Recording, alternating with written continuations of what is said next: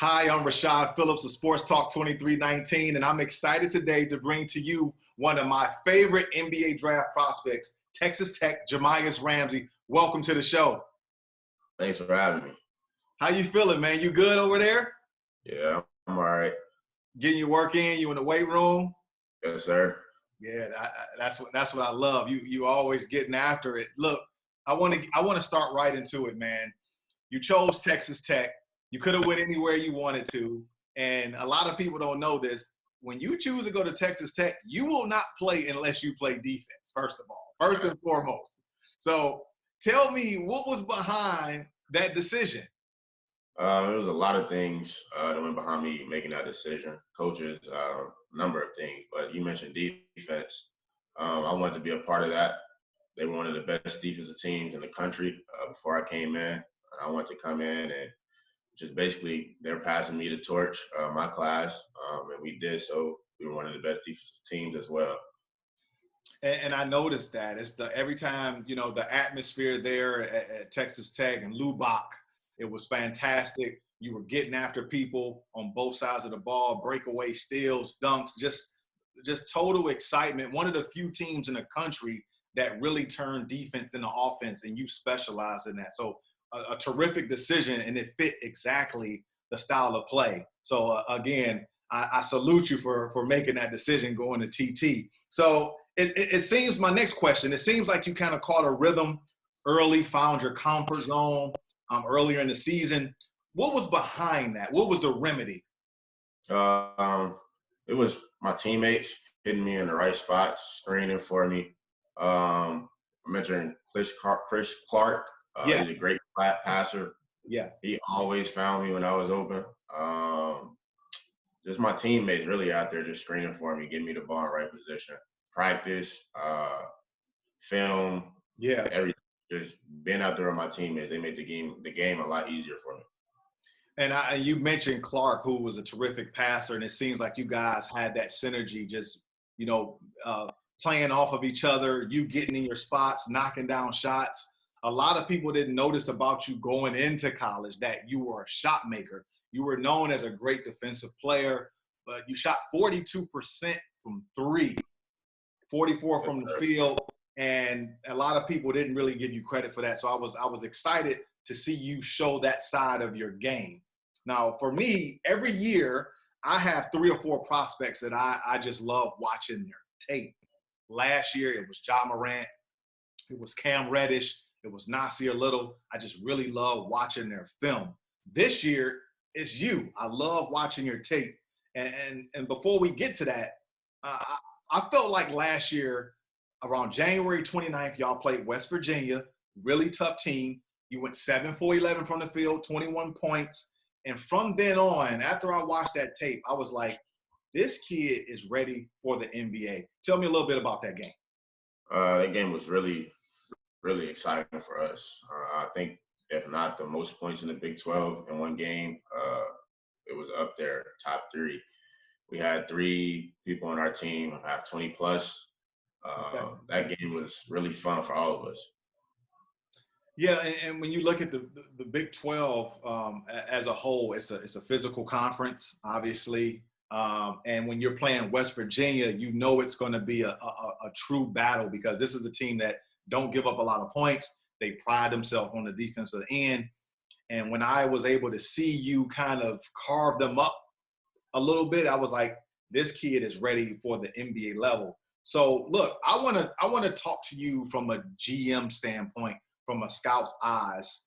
If I'm a GM and I got a top 10 pick, I'm drafting you, and I'm not thinking twice about it just because of the things that you bring to the table. But what I want to share with you and the people that's watching is I want to bring up your film and kind of point out what I see and why I believe that you should be a top 10 pick. You want to watch some film with me? That's cool? Yes, sir. Okay, let's break down your film. So what we're looking at here against Baylor, you bringing it up, you're going to get a little horn set here. You're going to turn the corner, and you're going to get a ball up, but you're going to relocate. This is what I love. This is part of that 42% right here. Knock it down. Oh, crowd going crazy. That's what I love most about your game. Here, this is what you told me why you chose Texas Tech. This possession right here sums up why you're a top 10 pick in my book. This is not an offensive play. This is just your defensive awareness. These guys are going to swing the ball around. You're going to see it, locate people, and then you're going to switch over and block and go up and get a 6'11" shot. That's what I love most about your game, your defensive recognition that doesn't get talked about enough, your ability to play passing lanes like this here. You're going to shoot the gap on this one here, run through the pass, take them all away, look back at them, and jam it on him. So that's what I love about your game is your ability to do that. Now, against Kansas, we got a horn set. You get the switch you want. You're going to dance with them a little bit, and then you're going to pop them. That's that 42% we talked about again. Kansas couldn't guard you. They had a hard time defending you. I think you had 27 in that game, if I'm not mistaken. So, but this is what, makes you even more attractive for NBA teams is your ability to play off the ball. Here, you don't have it. You guys are going to run a little bit of a horns type of set here. He goes away from you. He denies you. You get it open a little bit. You're going to get a ball screen and a switch out. You give it up, but you're not going to quit on the play. You keep moving, and then you're going to pop them for an NBA three. That's what I love. Your ability to move without the ball, make yourself available for your teammates, and that's what makes you special. Now, when you talk about clutch, I want to ask you this here, Jahmi'us. It's 48-47 against Texas. You're on the road. You guys need a basket. Kind of run me through this play. You're going to get like a little bit of a mid-post. Kind of take me through this. This one of our plays where I catch the ball, mid-post area, I'll get a screen, and I'm just reading the defense from there. I could have hit Holy. I could have hit Mac, but I had to switch, so I decided to ISO, and then I just got a bucket. Yep, that's a terrific pull-up right there. And that reminded me, that move right there kind of reminded me of Devin Booker, right to left, wiggle on him a little bit, create some space, and pop him from deep. But that's a big shot right there. And again, as I dug into the film, anytime you guys needed a basket, your teammates look to you, and that said a lot about the type of player that you are. Here, again, 56-56, you get a horn set here, get a little clear out, dance on him through the legs, wiggle. Again, step back, pop him again. Another big shot by you. And as you continue to watch your film, you continue to impress me while I believe you're a top 10 pick because it's not how you scored the baskets. For me, it was when you scored your baskets that made a lot of sense to me. And you hit a lot of big baskets all season. A lot of people don't give you credit, but this next clip here is a terrific play showing you making a play for your teammates. You're going to get a high ball screen horn set, and you're going to throw your teammate open when you see the vision. And that's what a lot of people don't know about your game, your ability to make plays for your teammates. Here, you're looking around, don't see nothing. You're going to get the ball screen here, and I'm going to freeze it here. I'm going to freeze it here. You're going to get these two guys to commit to you. This guy's here. He don't know what to really do. You're playing cat and mouse with the backline defender. Your other teammate's going to pull his guy. And what you're going to do, this reminds me of Chris Paul. Like, you're going to throw your teammate open. You're going to throw this ball in this vicinity and allow him to make a play. And that's what I love about your vision. Look at that. Threw him open, and he finishes over the top. I mean, that right there is just a fantastic read by you. Are you comfortable with the ball in your hands and making decisions, Jahmi'us? Yes, sir. And it seems like that all season. When they put the ball in your hands, you would make plays and get your teammates shots. Now this is the last one, I believe, last but not least, against West Virginia, a really good defensive team. You're going to get a clear out, and you're just going to play one-on-one. Great NBA players, combo guards like yourself, have the ability to get their own shot whenever they want to. And right here, that's what you do. This is why you're a top 10 pick in my book. So here, you're going to get a little clear out. Bam, hold him off a little bit. Swiping right, snatching, and then you're going to pop him from the NBA line. that's just for me. It just speaks volume, the type of player that you are. And so after looking at that film, I was already convinced that you're a top 10 pick if I'm a GM. Now let's play a little game. Pretend I'm an NBA GM. Tell me why I should draft Jahmi'us Ramsey. I feel like I'm a player you don't have to worry about off the court, anything like that. Focus, narrow to my goals. I want to be a Hall of Famer, so there's nothing going to put me off path to do that. On the court, I feel like I'm really versatile. I like to defend. I can be the primary ball handler, secondary ball handler, whatever the team needs, knockdown shooter. And I like to defend. And most of all, I love to win.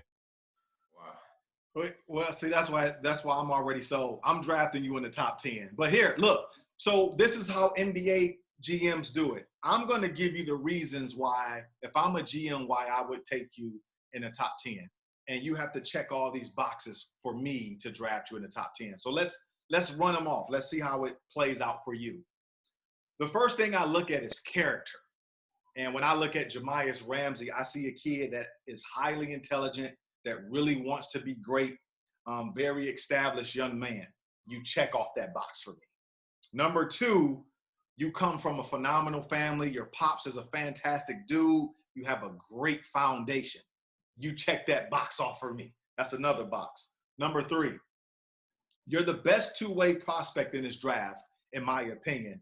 And some prospects are good offensively, but are bad defensively. Some are good defensively, but are bad offensively. So when I look at you, you're great at both, which is extremely rare in today's game, a player that can play both ends of the court and takes pride on offense and defense. You really check that box for me. And fourth, you're a winner. Like everywhere you go, you've won. You won a UA tournament when you was a young pup. Remember you won that? You was young, like 15. You won that. You played at IMG where you was dominant there. You came back home to Duncanville and won the state title there. And it's like when I look at a lot of these prospects, a lot of the times they are paired, their teammates are NBA prospects. But when I look at you, you have great teammates, and I really love your teammates. But this season, you wasn't paired with NBA prospects. But you had the ability to carry your teammates, and you've done that since a little kid, and you did that in college. So for me, that checks another huge box for me, that you will go somewhere and you can take four other guys, no matter the status, and still win. Huge check for me.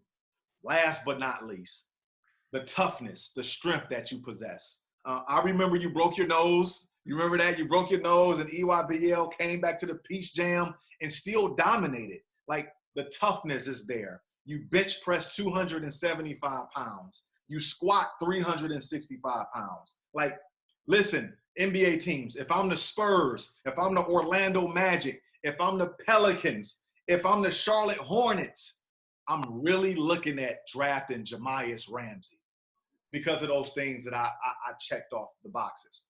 Last thing, Jahmi'us, I want to share a story with you before I let you go. When I look at rookies, I look at you guys as babies. And babies, you have to crawl before you walk. And when you get in the league, it takes time for a baby to kind of gather its steps, get the strength, the confidence to take those walks. And once they do that, babies are off and running.